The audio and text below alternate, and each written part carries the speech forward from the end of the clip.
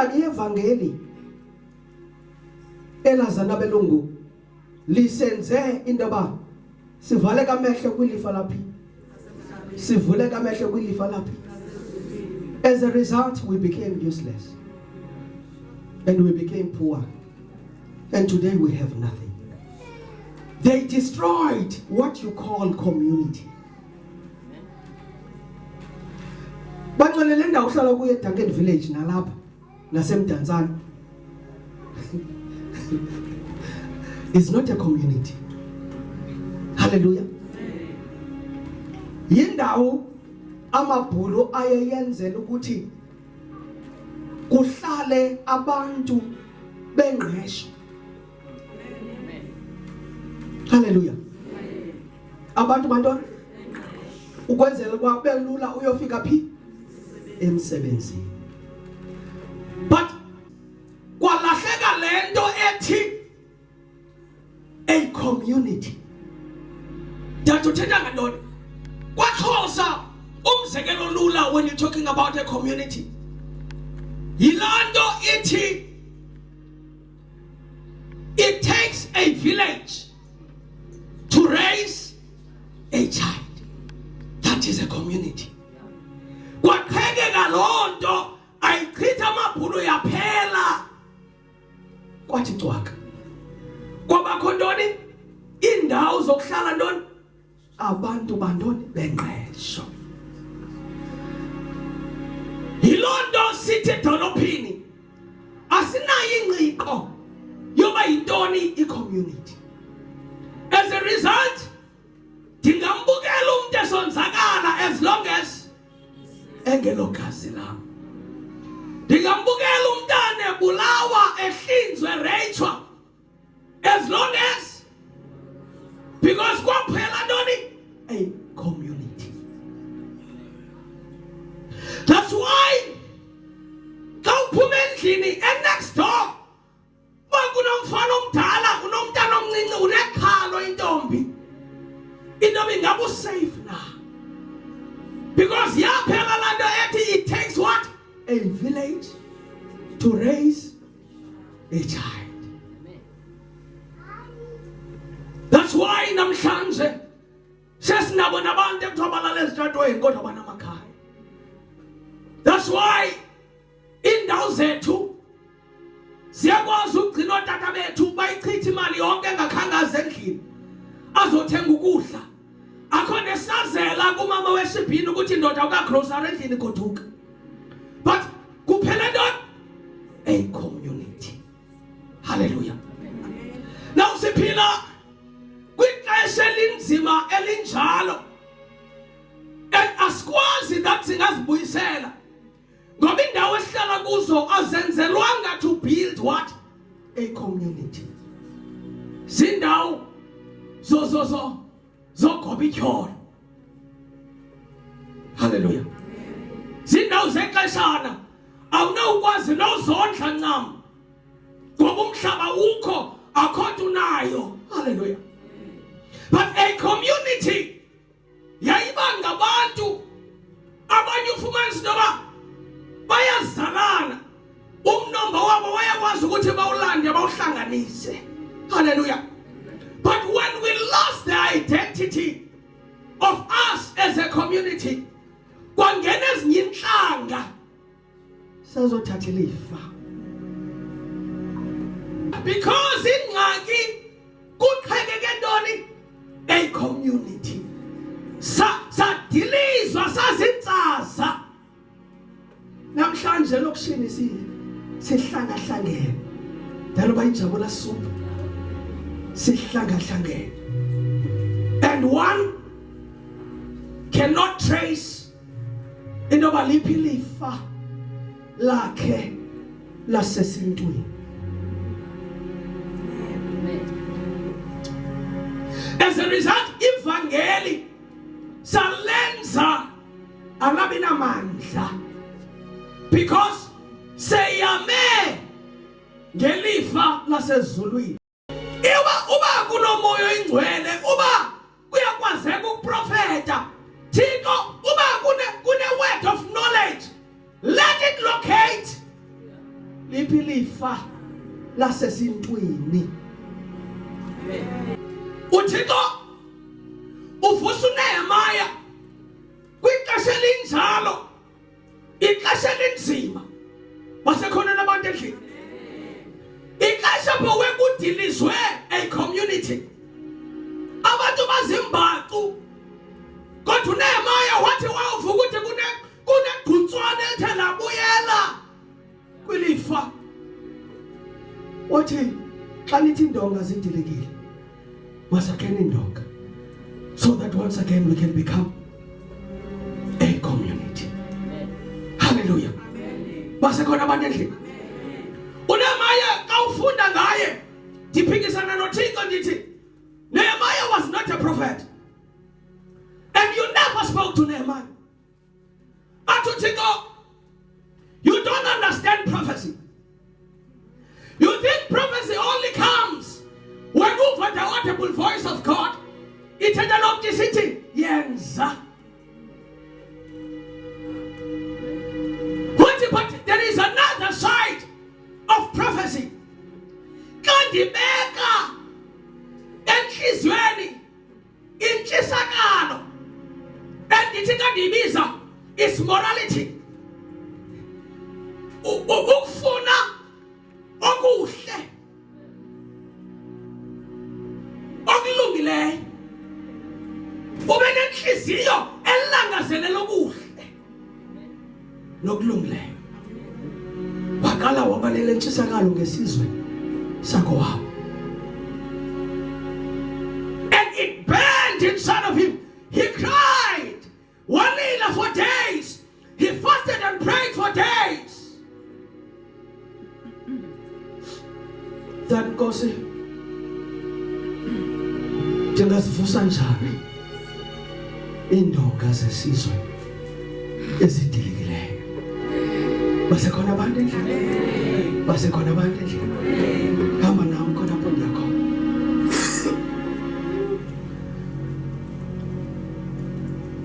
Mawufunda kuNehemiah 5, ndizoyikhawulezisa. The last verse. Somebody turn there quickly.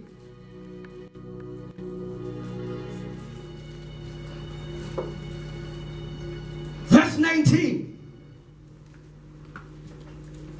Uthi ndikhumbulele okulungileyo Thixo wami ngakho konke endikwenzele aba bantu. Hallelujah. Nkosi ndikhumbulele okulungileyo ngokuhle endikwenzele aba bantu. Bangcwele, ezinye breakthrough nentsikelelo will not come by fasting and praying, but zizawuza ngokuthi uThixo ngokuhle okwenzileyo azi uThixo akulungiselela okuhle. Hayibonise khona nibandla. Uthi uThixo xa ithetha nami uthi abantu they miss esona sitshixo to break through, ukwenza okuhle usenzela abanye abantu. Uthi I want you to provoke abantu abanjalo abafuna ukusebenza, bathi Nkosi ndinike inhliziyo yokusebenza, ndilungise ndenze okuhle ndenzela abanye abantu. Asathi uNehemiah, zungikhumbule, ungikhumbule nokulungileyo ngokuhle engikwenzileyo. Namhlanje umyalezo wami lawo ukuthi uThixo ngathi angavusa abantu, angavusa uhlanga oluzawumemeza lithi Nkosi uzungikhumbulele okulungileyo ngokuhle engikwenzileyo. Kusemvana uNehemiah eqalile idonga lanyuka idonga, kodwa ngeke wafaka amasango, kodwa ubhizi ngento zesizwe. Kodwa ndiyayithanda le verse ngoba iyasikhumbuza ukuthi izinto azizuzwa zonke simply because wena ungcwele awudlisona wena.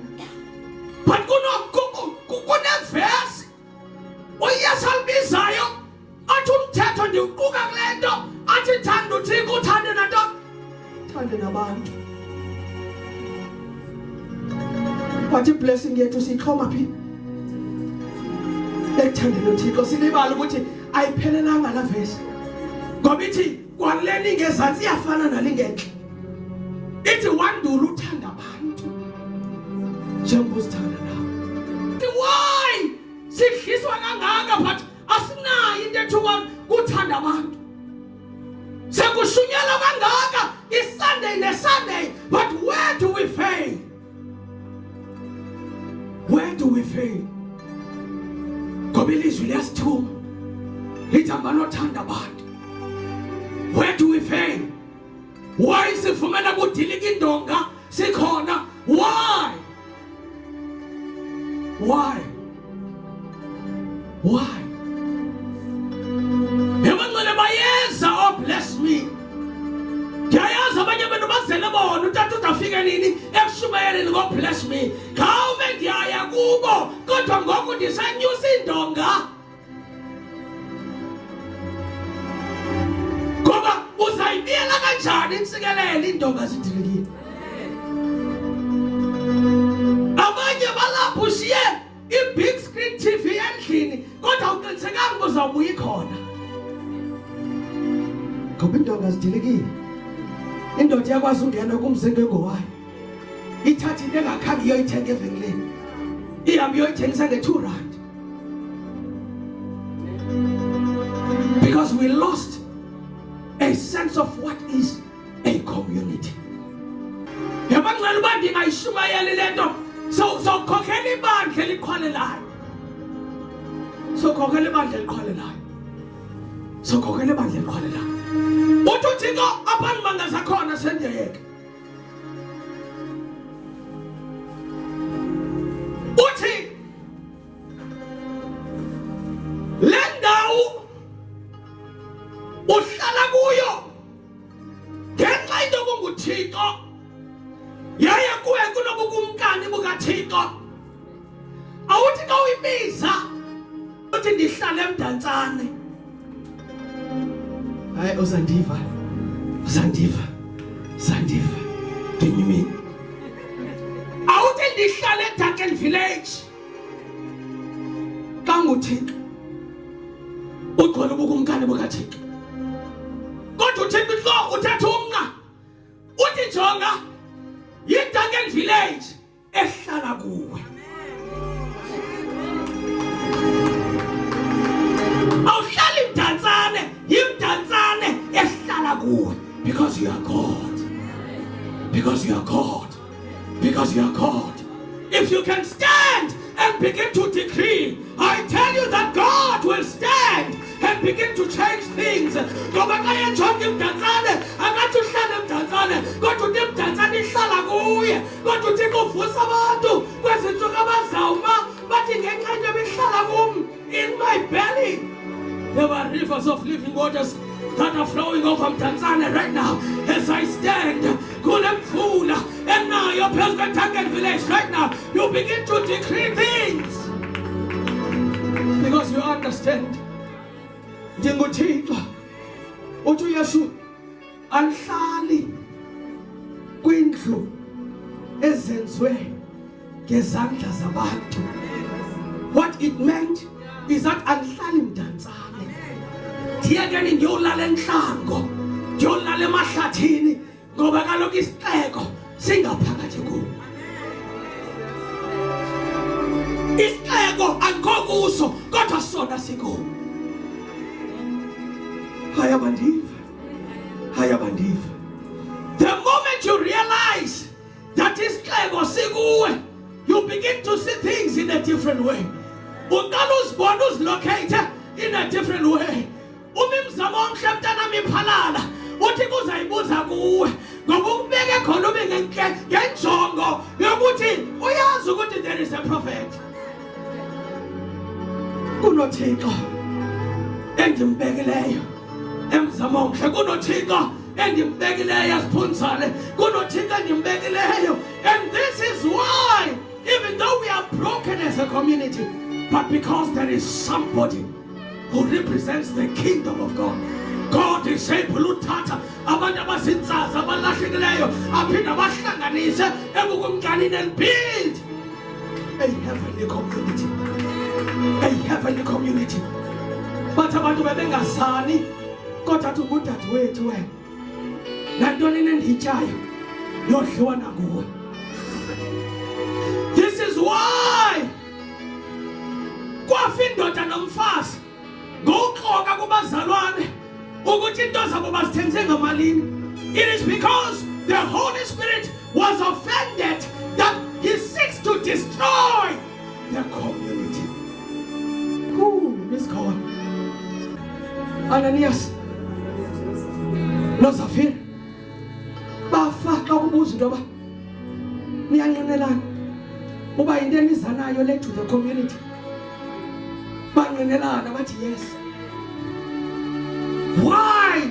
I've been asking myself, why, Lord? Why would you kill them? Because they came to destroy what?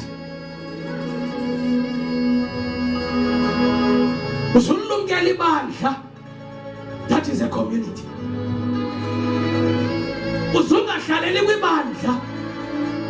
That is a community.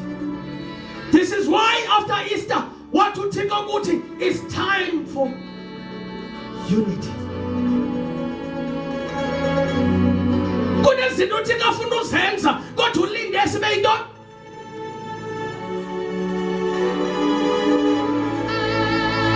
Yafa indoda nomfazi ngento zabo ababethe bazazinikela kuThixo.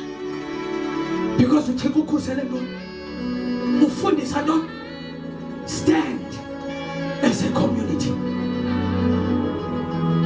Bangcwele kufika ilixa that was gone. That ngenxa into obujonga le ndawo uhlala kuyo uyibona ukuthi yiyo emcindezelayo uthi uThixo you are above only and not beneath. You are the head and not the tail.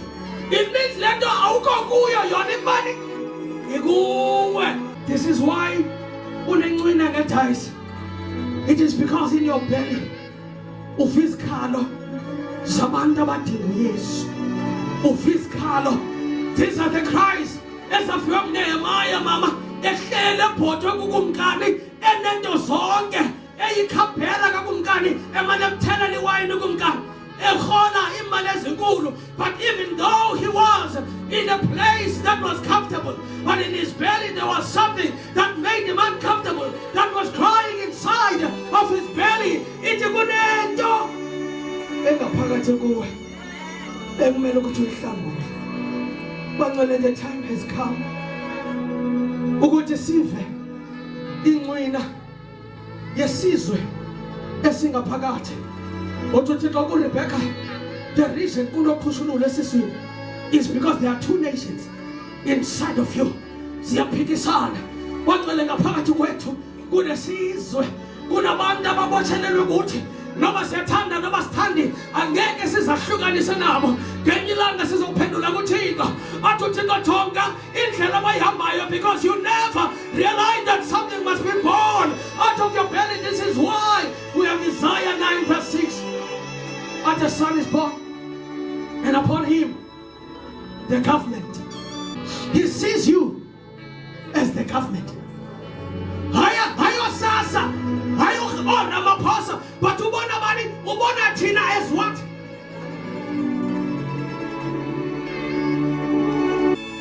The first thing that must happen is what happened to Nehemiah. Waqala wavuka incwina yenhlungu engeyo yakhe, inhlungu yekaThixo, inhlungu yesizwe. Waqala uThixo wahlaba esibelekweni sikamoya sikaNehemiah wafaka isizwe. Yaqala indoda yazibona ikhala lesizwe.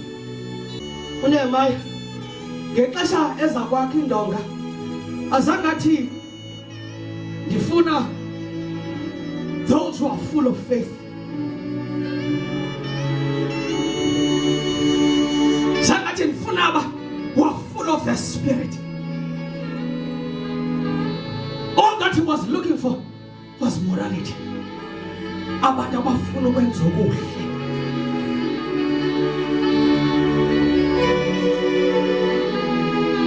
Ngoba wayenza ebandleni ngo uvele wathi abagcwele umoya oyingcwele wabavala inhliziyo yokwenza okuhle. Kuvuka abantu ngokungamazi nokusinzwa kanye asindiswana angene ebandleni enza okuhle. Aba bathi na 20 years full of the Holy Ghost bavala inhliziyo, bazivale emba inhliziyo. Thixo wasuke wathi jonga sujonga abasindisweyo, sujonga abagcwele umoya oyingcwele, sujonga aba bathi bagcwele ukholo, kodwa khangela abantu abanenhliziyo yokwenza okuhle.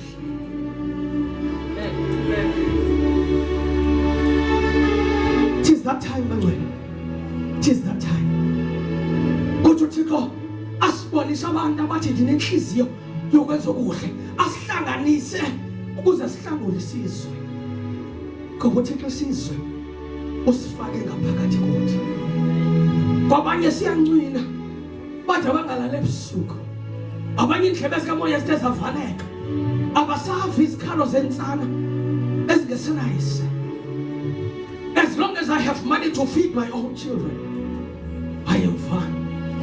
Bavaleka omama xa yebona umntana esokole hamba esitratweni, as long as engongumntana ophuma esibelekweni sakhe, they don't care ukuba badlangula bebe ngapha abantwana, they don't care. Akusekho abantu abanencwina yesizwe.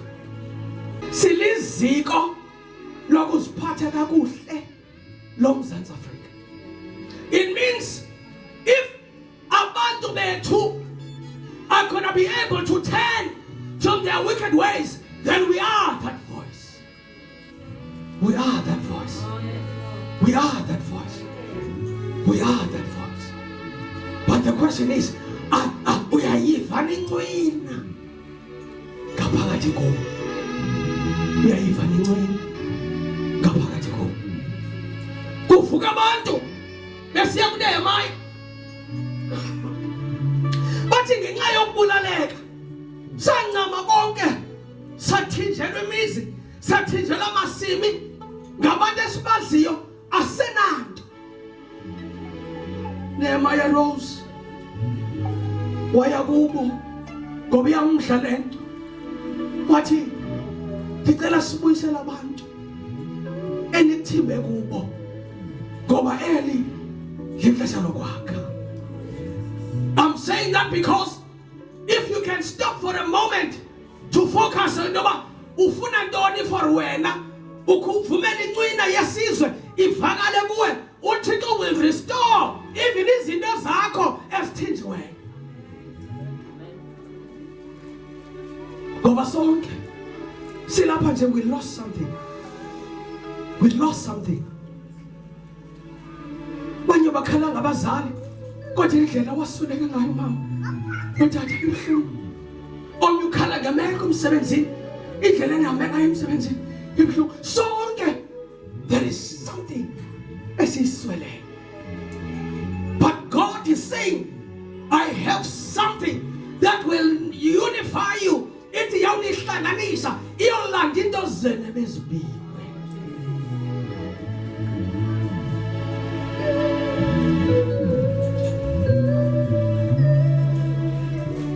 We're going to come out of this service. You're going to go out. The question is, yiphi incwina ezakubisa? Ikhuphe endlini. Ungakwazi ukuhlala, ungakwazi ukulala. Ugunqa ubusuku nemini. Uve incwina yesimo sendonga ezidilikileyo. Banye benu kudala besiva incwina, but you've ignored it. What you want endlebe zibuthunta usavanto. But God is saying even tonight, I will bring a dream that will remind you ukuba what is your purpose. Kwa intoni injongo, intoni endayibeka kuwe, yephi incwina endayibeka kuwe. But we cannot continue galendlela sisithi singothixo. We cannot. Asikwazi uqhubeka kunjena sisithi singothixo. Something must change. Something must change. Ngoba singothixo ukhona endaweni ubekwe nguthixo. Something must change. Something must change. Something must change. If uthixo kule ndawo kuyo, you don't even know by indawo enjani in the spirit, it means we're lost. It means you're lost. If you don't know how the witches operate, how the sangomas operate, kwindawo ohlala kuyo ulahlekile. Ingaka ubethise wena wethu, ubethisa nabantu abaqhotyeshwe esibelekweni sakho. Abantwana babantu baphelele etywaleni ngenxa yakho. Bayadlwengulwa because of you. Bayalimala, bayalamba abantu because of you. Hayibo sisekhona nabantu. Hayibo sisekhona bandla. Fundisa ngawuthi uthethe kaloku ngendlu yami nomtshato wami. Release a blessing. Anayo wangoku kandilinde. Mhlawumbe ndaba nayo kuservice elandela. Okwangoku ndisaxakeke ezindonga zesizwe. Sidilekile. Umbuzo uyibiyela kanjani insikelelo? Indonga zidilekile.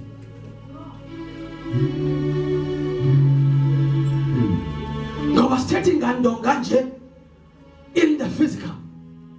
We're speaking about spiritual walls that must be restored. Enyitsikelelo bangcwele lokungayela ngenyawo zombini wedwa awuzufumana nto ngoba iqhotyoshe kwisizwe.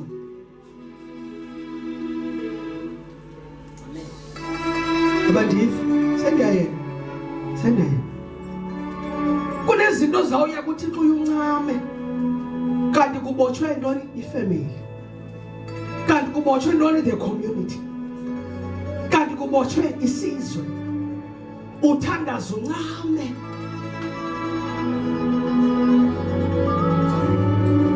Uthi kuthi kayithina namsindeka. Uthi abanye abantu bamkile kwindawo endababeka kuzo. Kodwa incwina njengoNehemiah sesebhotweni likakunkani. Kodwa incwina is still about Jerusalem, not Judah. I don't know where is your Jerusalem and your Judah. But God said, I'm bringing back Langwina of land down and assign where you are meant to function. The Buisa Langwina.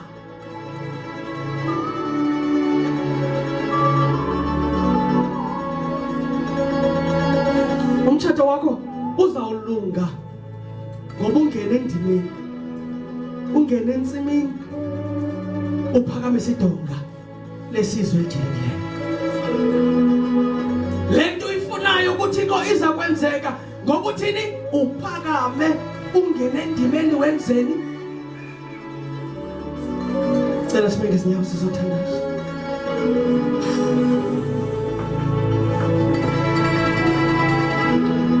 Ngikhumbule lokulungileyo Thixo wami ngakho konke endikwenzileyo endikwenzela abantu.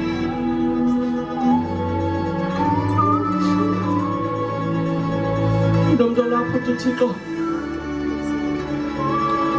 azange athethe nam. Thixo nibendilindele isiprofeto. Namhlanje uThixo is talking to me. UNehemiah zange uThixo aze kuye. Izwi ungalifuna. Alithi wazi uThixo wathi Nehemiah ndiyakuthuma hamba.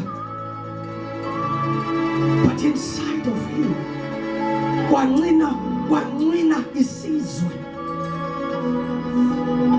Kwathi kuza abantu bendwendwele wavala incwina wababuza ngesizwe. Bathi indonga zidilekile.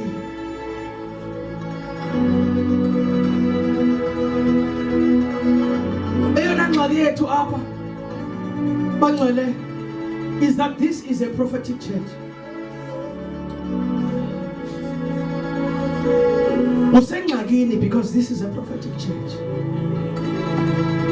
Usengxakini.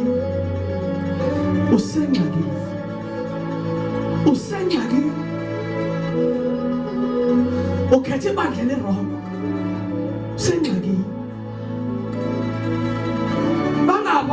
Church emigqomeni ukhona bangapha abantwana bangena embulweni phambi kwakho moya ngcwele ukubonisile all the signs and you did nothing awamlanda umntana awamkrweca wamhlangula but umoya ngcwele wabexelela ba ezazimbo uye embulweni lo mntwana wathula wathi umbona umfana ukuthi uye engozini lo uzaba liphara lo sengizibona signs I see the signs kodwa wathula siza simangalela umoya ngcwele athi wenzeni uThixo uyamangalisa wathatha isizwe wasifihla kumadoda amane aneqhenqa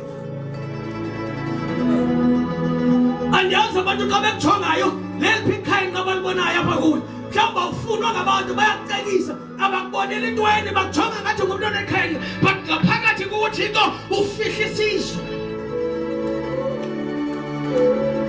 wafihla inhlangula abantu wayifihla kubantu abaneqhenqa babakhuphela ngaphandle esixekweni bavala amasango kanti ukuphumelela nokuphila kwabo kukwaba abantu babakhuphela ngaphandle mhlawumbi nawe esikhona indawo ukhutshelwe ngaphandle kuzo wasishukumisa iinyawo zakho wathi never again kanti ukuphila kwabo kulapha kubo wabalekwa Elijah wabalekwa ispirit sikaJezebel I don't know nawe uzibone kanjani kule ndawo ubuyo mhlawumbi ikhona into ekubalekile oyibalekileyo but God is saying uzokwenzani apha esentabeni Elijah ezimela uJezebel uthi uThixo uzokwenzani apha ngoba kuwe ndifake isizwe siyadinga. It is not enough that you killed the prophets of Baal. It is not enough. Isizwe sibotshwe kuwe. You need to go back. You need to go back. I don't know how many families are inside of your belly. I don't know how many banga pabanda basasibele kwensakho sikamona. Kodwa ngentuna yabo ngenye ilanga uzophendula kuThixo. Uzophendula. Ngoba sonke we are assigned abantu. Ngoba sithola ubuhulumende bebi bezizulu. Ngoba le nkonzo sikuyo inkonzo yapi? Yasezulwini. Yasezulwini.